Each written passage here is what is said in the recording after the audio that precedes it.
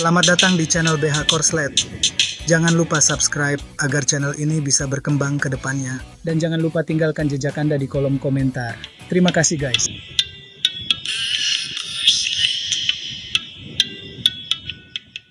Bab 96. Faktanya, para pembuat onar ini semuanya dipekerjakan oleh New Air, dan mereka semua merupakan anggota senior tim keamanan. Pertama, dia menghasut emosi massa di gerbang kantor pemerintah daerah, dan akhirnya memaksa Huang Bingwen untuk meminta Kai Laowu meningkatkan kekerasan. Kali ini, dia punya bukti untuk membuktikan pendapatnya. Selain itu, dia tidak begitu paham dengan trik memukul papan, dan dia malah mempercayai perkataan Kai Laowu, mengira bahwa Zhang Wendiao mempunyai penyakit tersembunyi, itulah sebabnya dia tidak kuat menahan pukulan itu. Faktanya, saat itu belum ada anatomi. Jika Anda membedah Zhang Wendiao dan membiarkannya mengering, Anda dapat melihat bahwa jaringan panggul dan ototnya telah hancur berkeping-keping. Belum lagi produktivitas dan tingkat medis dinasti Zhou besar hanya setara dengan dinasti Shang dan Zhou. Bahkan jika Zhang Wendiao dikirim ke rumah sakit kelas A, mungkin akan sulit menyelamatkannya. Benar saja, tidak lama setelah orang tersebut dikirim ke halaman belakang, seseorang bergegas ke Huang Bingwen. Dikatakan bahwa Zhang Wendiao mengalami inkontinensia dan kedutan terus-menerus, dan dikhawatirkan ia tidak akan berhasil. Lagi pula, keduanya telah bekerja sama selama bertahun-tahun, dan Zhang Wendiao memang telah memberikan banyak nasihat dan banyak membantu. Sekalipun Huang Bingwen egois, dia masih mempunyai perasaan terhadapnya.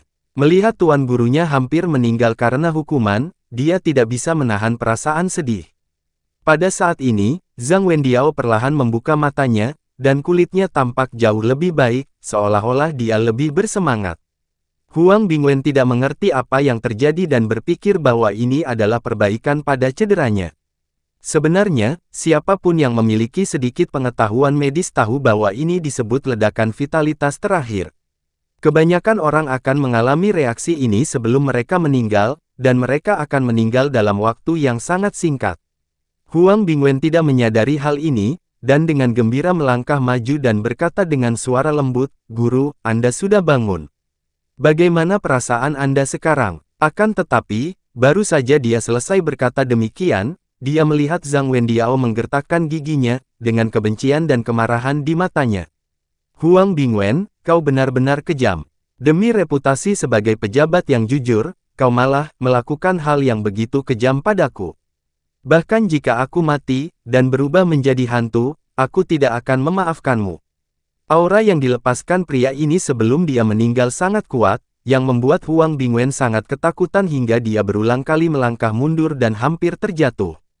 Zhang Wendiao terlihat menopang dirinya sendiri dengan tangannya, mencoba untuk duduk dari tempat tidur, tetapi tak lama kemudian pandangannya menjadi kabur dan dia pun pingsan, menghembuskan nafas terakhirnya dari tenggorokannya. Kedua pelayan Yamen di sebelahnya tidak mengatakan apa-apa, tetapi dalam hati mereka merasa sangat jijik terhadap Huang Bingwen. Konon, saat seseorang hendak meninggal, kata-katanya baik. Bagaimana mungkin apa yang dikatakan Zhang Wendiao sebelum dia meninggal bisa salah? Bagaimanapun, dia adalah seorang penasihat hukum yang memiliki status tertentu, tetapi Huang Bingwen, demi reputasi resminya, tanpa ragu-ragu memukulinya sampai mati dengan tongkat papan hukuman. Kedua petugas Yamen itu hanya bisa berkata dalam hati, "Aku hanya seorang pegawai Yamen kecil. Aku tidak akan bisa berusaha untuk berkembang lagi di masa mendatang. Hal terbaik yang dapat kulakukan adalah melindungi diriku sendiri." Faktanya, Zhang Wendiao juga salah paham. Dari sudut pandangnya, bagaimana dia bisa mengetahui begitu banyak detail? Dia benar-benar mengira Huang Bingwen lah yang membunuhnya, itulah sebabnya dia mengucapkan kata-kata itu sebelum kematiannya. Pada era ini, kepercayaan terhadap hantu dan dewa tersebar luas, dan Huang Bingwen sangat percaya takhayul. Dia tidak dapat menahan diri untuk tidak menggigil ketika mendengar kutukan terakhir Zhang Wendiao. "Baiklah, belilah peti mati tipis dan kuburlah dia di tempat acak." Huang Bingwen linglung. Dia keluar dari rumah dan kembali ke kamarnya untuk beristirahat. Setelah dia pergi, kedua pelayan Yamen di sebelah mereka saling berpandangan, dan salah satu dari mereka tidak dapat menahan diri dan mulai mengeluh. "Sialan, apa-apaan ini? Lagi pula, Tuan Guru telah melayani Hakim Huang seperti ini selama bertahun-tahun, dan aku tidak menyangka dia akan dipukuli sampai mati tanpa alasan. Pelankan suaramu, lihatlah Huang Bingwen. Dia hanya membayar sedikit uang untuk menguburkan seseorang, tetapi dia mungkin diseret ke kuburan massal. Tuan Guru kita sangat tidak beruntung. Berita itu menyebar seperti api. Huang Bingwen menegakkan hukum tanpa pandang bulu dan memukul Zhang Wendiao, yang menindas rakyat, hingga tewas. Berita itu menyebar ke seluruh daerah. Pada suatu masa, rakyat jelata memuji-muji beliau, mengatakan bahwa beliau merupakan pejabat yang langka dan jujur dalam 1 abad ini. Orang-orang mengiriminya plakat dan menyanyikan pujian satu demi satu.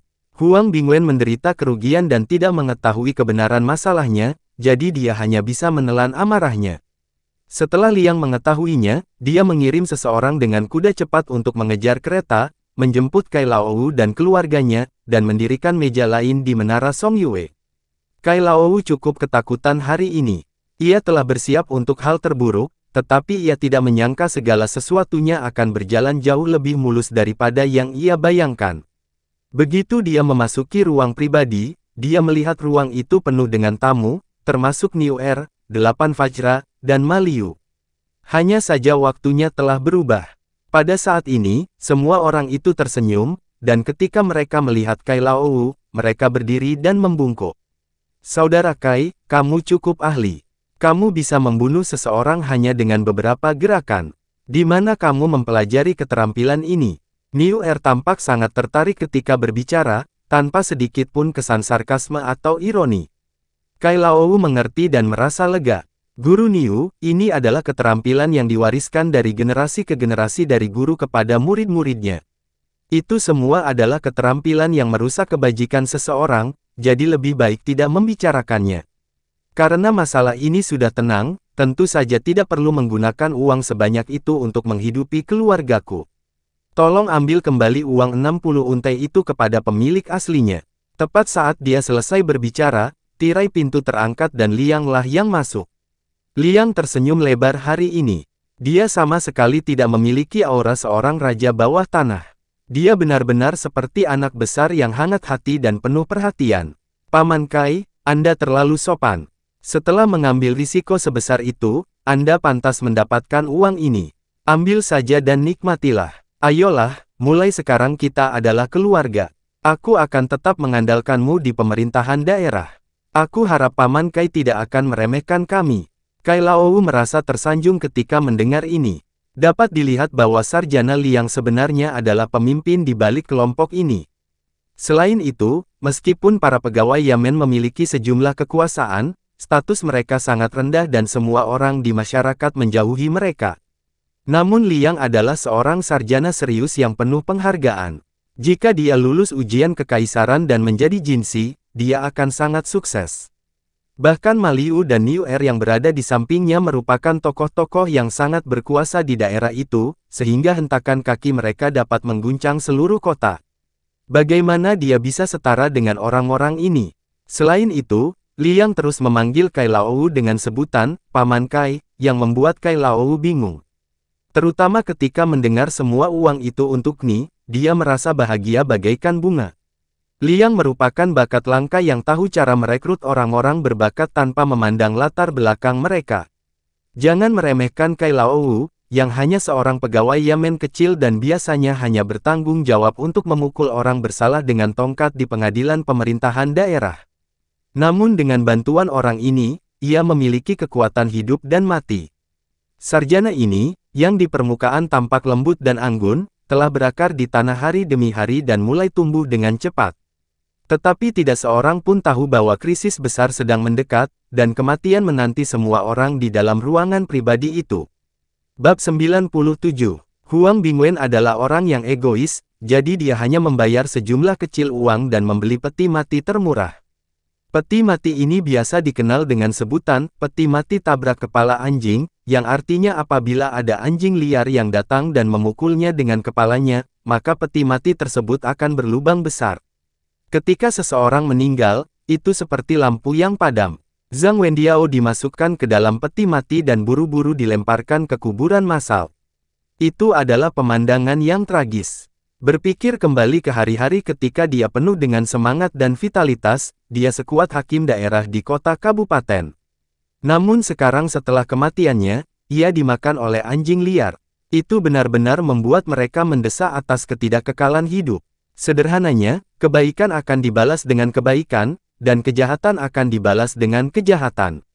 Bukannya tidak ada pembalasan, hanya saja waktunya belum tiba. Zhang Wendiao sebenarnya cukup cerdas, tetapi sangat disayangkan bahwa ia bertemu Liang, seorang jenius yang langka, dan harus berakhir di kuburan massal dalam beberapa hari. Terlebih lagi, masalah ini ditangani dengan sangat sempurna, bahkan Huang Bingwen pun tidak mengerti apa yang sedang terjadi, dan masalah ini dibiarkan tidak terselesaikan. Walaupun Huang Bingwen tidak mengerti, ada seseorang di pemerintahan daerah yang mengetahui kebenarannya. Dia tahu bahwa Zhang Wendiao meninggal secara tidak adil dan dibunuh oleh orang yang sudah merencanakannya. Pria ini tidak lain adalah Tai Rushan, salah satu dari 4 detektif hebat di Kyoto. Trikai Laowu mungkin bisa menipu orang lain, tetapi bagaimana bisa menipu mata seorang detektif? Namun, Tai Rushan tidak mengatakan apa-apa dan menyaksikan Zhang Wendiao dipukuli sampai mati, seolah-olah hal itu tidak ada hubungannya dengan dirinya. Ada alasan untuk melakukan ini. Tai Rushan, sesuai dengan namanya, memiliki tulang keras, temperamen, dan kemampuan. Orang-orang seperti ini tidak peduli dengan ketenaran, kekayaan atau status dan seharusnya tidak terlibat dalam pendirian faksi, tetapi mereka menjadi bawahan Huang Bingwen. Hal ini disebabkan oleh pertikaian faksional dan pertikaian kelompok yang sengit di Kyoto, dan Tai Rushan tidak mempunyai faksi, jadi wajar saja jika dia sulit untuk tetap kebal. Sebab, dia tahu bahwa para pengkhianat di Kementerian Kehakiman tengah berencana menyerangnya. Maka, dia tidak punya pilihan lain selain menyembunyikan kekuatannya, menunggu saat yang tepat, dan melarikan diri terlebih dahulu. Keluarga pihak ibu Huang Bingwen adalah bagian dari partai pengkhianat dan tidak memiliki fondasi lain. Dia sepenuhnya merupakan boneka dari keluarga pihak ibunya. Karena tidak ada kapten polisi saat ia menjabat, Tai Rushan meminta seseorang untuk menggunakan koneksinya dan menyatakan kesediaannya untuk keluar dari Kyoto dan menduduki jabatan di kota kabupaten tersebut. Huang Bingwen tentu saja sangat gembira. Dengan adanya detektif ternama yang membantunya, setidaknya ia memiliki pembantu yang tangguh dalam menyidangkan dan mengadili kasus. Tetapi meskipun Tai Rushan bekerja di sini, dia cukup meremehkan karakter Huang Bingwen, dan dia semakin membenci Zhang Wendiao. Jadi ketika Zhang Wendiao terbunuh, Tai Rushan pura-pura tidak menyadarinya, tetapi dia tetap waspada dalam hatinya. Ada beberapa orang yang berteriak-teriak di gerbang kantor pemerintah daerah hari itu, mencoba memanipulasi opini publik. Kai Laowu datang dan langsung membunuh Zhang Wendiao. Pasti ada seseorang di balik ini. Kematian Zhang Wendiao tampaknya merupakan insiden yang tidak disengaja, tetapi sebenarnya memiliki makna yang lebih dalam. Ada arus bawah di daerah ini, dan ada kekuatan yang dapat menghadapi Huang Bingwen. Setelah kunjungan rahasia Tai Rushan, dia segera mengetahui bahwa orang-orang ini adalah anggota tim keamanan, tetapi mereka berpura-pura tidak saling mengenal di gerbang kantor pemerintah daerah hari itu. Pasti ada sesuatu yang mencurigakan. Dia ingin terus menyelidiki masalah tersebut, tetapi Huang Bingwen memanggilnya ke halaman belakang dan mengatakan ada sesuatu yang ingin dia tanyakan. Huang Bingwen tersenyum lebar hari ini, dan sikapnya sangat rendah hati, seolah-olah dia ingin meminta bantuan. Kapten Tai, saya sudah lama mendengar nama besar Anda. Saya tahu Anda adalah tokoh terkenal di Kyoto. Sungguh sia-sia bakat Anda untuk merendahkan diri melayani di bawah hakim daerah kecil seperti saya. Tai Rushan berkata dengan sabar, Yang Mulia terlalu rendah hati. Saya hanyalah seorang kapten polisi. Dimanapun saya berada, saya sama saja. Baiklah, itulah yang ingin aku katakan. Huang Bingwen berkata, ada kasus lama yang terjadi sebelum saya menjabat. Saya ingin Kapten Tai membantu menyelidikinya. Dulu ada seorang kapten bernama Liu di sini. Aku tidak akan menyembunyikannya darimu. Dia adalah kerabatku. Namun, dia melakukan kejahatan sebelum menjabat. Konon, dia melarikan diri dalam semalam. Saya sudah memikirkan masalah ini berulang-ulang, dan saya selalu merasa ada yang salah. Sekalipun dia telah melakukan kejahatan, selama saya membantunya setelah menjabat, saya akan mampu menghapus kesalahan kecil. Lagi pula, dia sudah lama melarikan diri dan tidak ada kabar. Istrinya pergi ke kantor pemerintah daerah setiap hari untuk membuat onar, membuat saya tidak bisa tidur nyenyak. Sambil berbicara, Huang Bingwen mengeluarkan buku rekening dan meletakkannya tegak di depan Tairusan. Buku catatan ini adalah bukti kejahatan yang dilakukan oleh Kapten Liu. Saya sudah membacanya. Pada dasarnya, ini adalah kasus yang sangat kuat yang tidak dapat dibatalkan oleh siapapun. Tapi aku hanya ingin kau memeriksa apakah pria ini benar-benar melarikan diri atau sudah mati. Setidaknya aku punya kabar agar aku bisa mengurus istrinya. Wanita yang dibicarakan Huang Bingwen adalah istri gemuk Kapten Liu. Sejak ia menjabat, wanita gemuk ini terus-menerus mendatangi kantor pemerintahan daerah untuk meminta seseorang, dan mendesak Huang Wenbing agar membawa suaminya itu kembali. Selain itu, masalah ini memang mencurigakan, dan Huang Bingwen juga ingin menyelidiki mengapa Kapten Liu belum muncul juga. Setidaknya, dia harus meminta seseorang untuk menulis surat kepada istrinya. Kapten Tai, sejujurnya, saya rasa orang ini sudah meninggal. Tidak mungkin tidak ada berita tentang saudara saya selama ini. Tairusan tidak mengatakan apa-apa. Dia hanya membolak-balik buku rekening dan amarahnya memuncak. Di atas tertulis dengan jelas bahwa Liu Heida dan Kapten Liu saling bersekongkol dan memeras rakyat di daerah itu, dan jumlah uang yang terlibat sangat besar. Seorang polisi biasa dapat memperoleh ratusan hektar lahan subur hanya dalam beberapa tahun, yang sebagian besar merupakan sawah irigasi. Ini adalah puncak korupsi. Tapi apapun yang terjadi, nyawa manusia menjadi taruhannya. Jika seseorang benar-benar membunuh Kapten Liu, itu masalah yang berbeda. Tairusan berdiri dan berkata, "Jangan khawatir, Tuan. Saya akan fokus pada kasus ini mulai hari ini dan pasti akan menyelesaikannya sampai tuntas." Huang Bingwen tentu saja sangat senang. Dia mengucapkan beberapa patah kata penghiburan dan secara pribadi mengantar orang tersebut keluar. Tairusan mulai memeriksa berkas-berkas segera setelah dia kembali dan segera menemukan banyak titik yang mencurigakan. Berkas tersebut dengan jelas menyatakan bahwa pada malam Kapten Liu melarikan diri, Liang lah yang mengajukan diri untuk memimpin tim keamanan untuk menangkapnya. Hal ini sendiri cukup aneh. Liang hanyalah seorang sarjana lokal, dan tim keamanan bukanlah detektif formal. Mengapa mereka diminta untuk melakukan misi penangkapan yang begitu penting? Berkas itu juga menyatakan bahwa ketika Kapten Liu melarikan diri, ia menggunakan tali panjang untuk melarikan diri dari tembok kota barat. Setelah Tairusan mengunjungi lokasi itu secara pribadi, ia menemukan titik mencurigakan besar lainnya. Berdasarkan lokasi kediaman Kapten Liu, rute terbaik untuk melarikan diri adalah ke tembok kota selatan, yang dekat dan memiliki sudut tembok yang mudah untuk didaki. Kapten Liu juga seorang lelaki tua, bagaimana mungkin dia tidak tahu hal seperti itu? Mengapa dia harus pergi ke tembok kota sebelah barat dan bukan ke tembok kota di dekatnya? Tairusan sangat sabar dan benar-benar memeriksa tembok luar kota kabupaten secara detail. Benar saja, tempat kejadian perkara ditemukan. Bab 98, Tairusan layak menjadi salah satu dari 4 detektif hebat. Bahkan setelah berhari-hari, dia masih menemukan petunjuk. Meskipun Liang memerintahkan Niuer dan 8 Fajra untuk menangani adegan itu dengan benar, tetapi orang yang paling bijaksana pun dapat membuat kesalahan, dan dia tidak menyangka masih ada celah. Ini bukan karena tempat kejadian perkara tidak dibersihkan secara menyeluruh dan tidak meninggalkan petunjuk apapun. Sebaliknya, itu karena Niuer dan gengnya bekerja sangat keras. Saat itu, Liang memerintahkan mereka untuk menyekop tanah yang berlumuran darah, mengangkutnya puluhan mil jauhnya dan membuangnya ke sungai. Ini adalah perintah Liang. Niuer dan gengnya berusaha keras. Mereka tidak hanya menyekop tanah gembur berdarah di atasnya, mereka juga menggali lebih dalam dari 1 kaki. Lagi pula, orang-orang ini tidak mengenyam pendidikan yang cukup, dan mereka tidak tahu apa saja kemampuan anti-deteksi itu. Mereka juga berpikir bahwa jika mereka bekerja keras, mereka tidak akan meninggalkan petunjuk apapun. Mereka tidak menyadari bahwa beberapa hal sama buruknya dengan terlalu banyak. Orang-orang ini bertindak terlalu jauh dan membuat Tairusan curiga.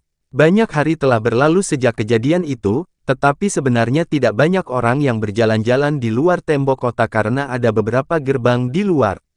Jadi sebidang tanah di luar selatan kota ini tidak jauh berbeda dengan situasi pada saat itu.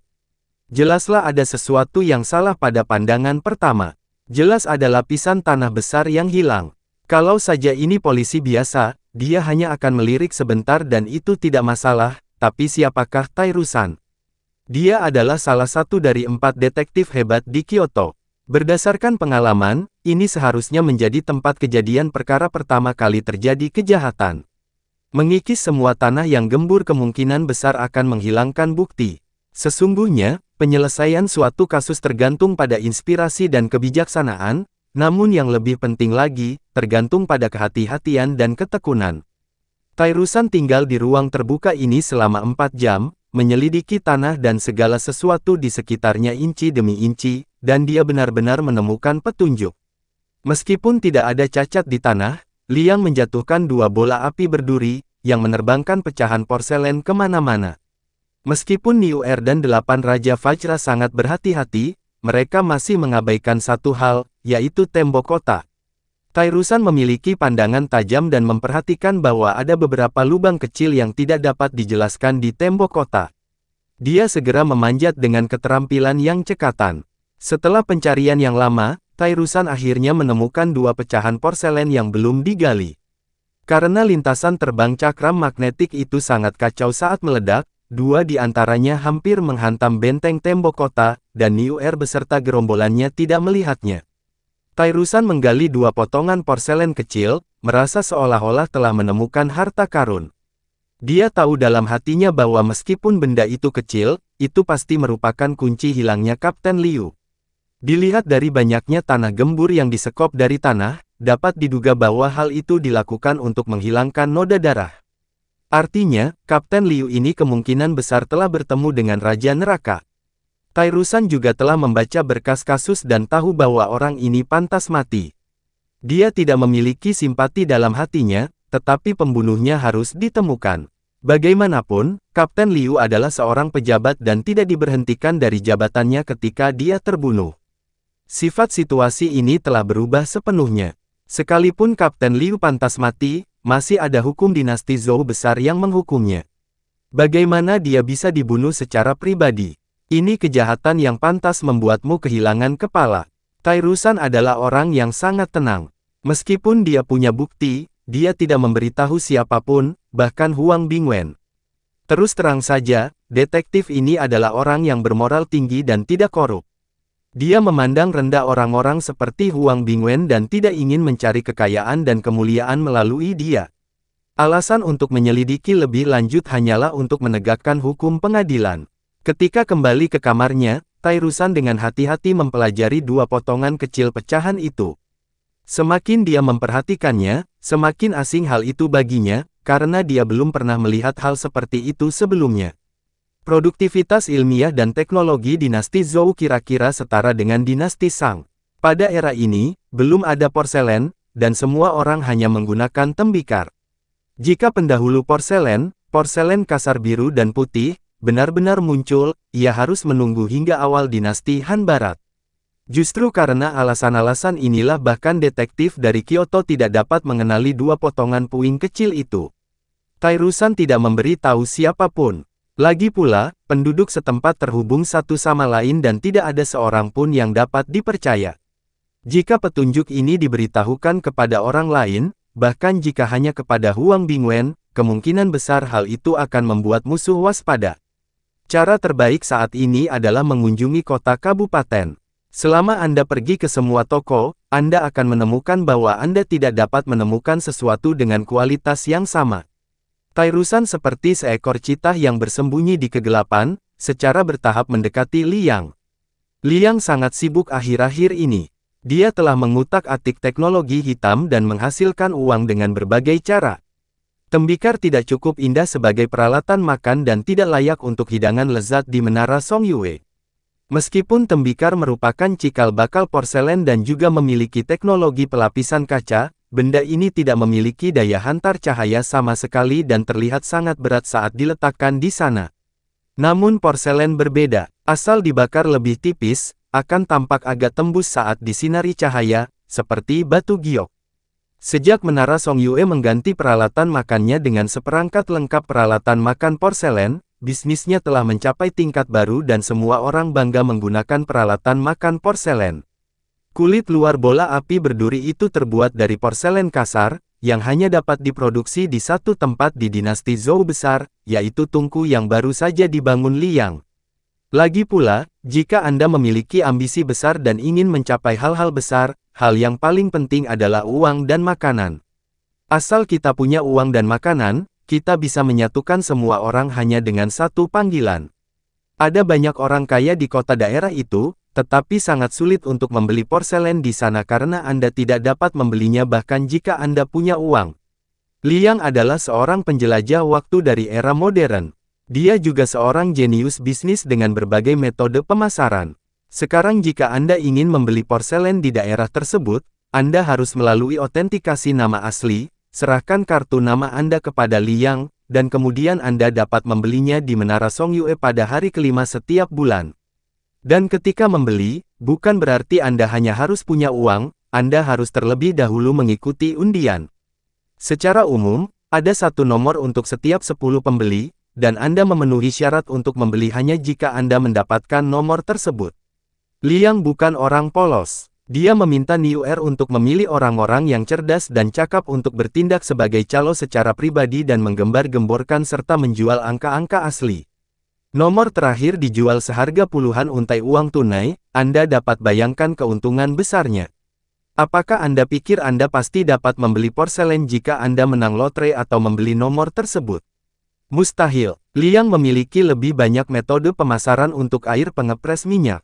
Ketika membeli porselen, Anda tidak bisa membeli apapun yang Anda inginkan, tetapi itu seperti lelang.